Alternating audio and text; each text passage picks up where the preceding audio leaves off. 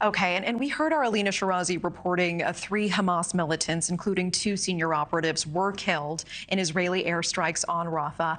Why can't Israel continue to pinpoint and take out Hamas without a large ground offensive and potentially large numbers of civilians put in harm's way? In your eyes, is a ground offensive necessary at this time in Rafah? To go after the 4 remaining battalions, to go after the leadership, they would have to go in there. So far, none of this. There's no surgical way, if you will, of going in there and hitting them. They are truly underground. They are buried. They are in tunnels.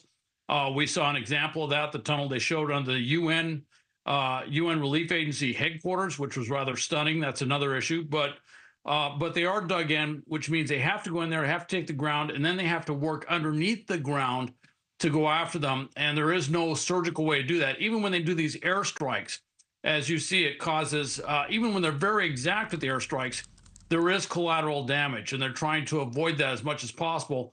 So, yes, to do what they have to do, but I think what they'd like to do is to find some sort of negotiated end to this.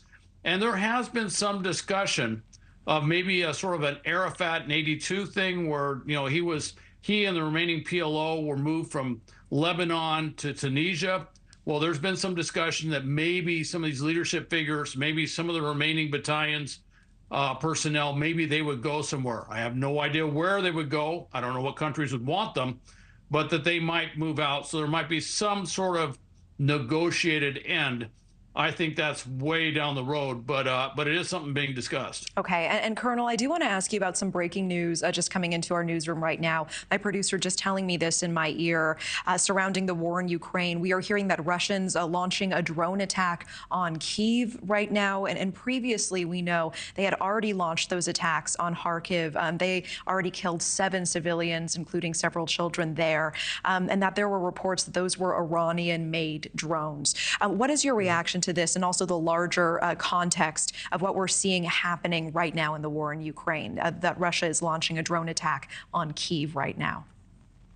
Russia's trying to put on as much pressure as they can. Right now, because there's been this delay of getting U.S. military aid, especially ammunition, into Ukraine to Ukrainian forces, they see an opportunity. They probably have figured out that this window of opportunity will close on them. So they're trying to make the most of it that they can.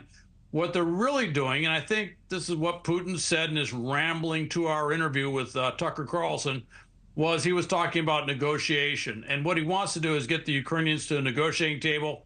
Obviously, the Ukrainians would have no interest in doing that right now. But this is a sort of terror campaign we've seen the Russians doing, where they go after these major cities. It's not that they incidentally hit civilian targets. They're actually going after civilian targets. It's a blatant war crime, and that's what this is probably. Okay. But at least that's what it looks like this is about. Appreciate the context. Colonel Hal Kempfer, thank you, as always, for speaking with us tonight. Thank you for watching. Go to newsnationnow.com to find News Nation on your television provider. And don't forget to click the red subscribe button below to get more of News Nation's fact-driven, unbiased coverage.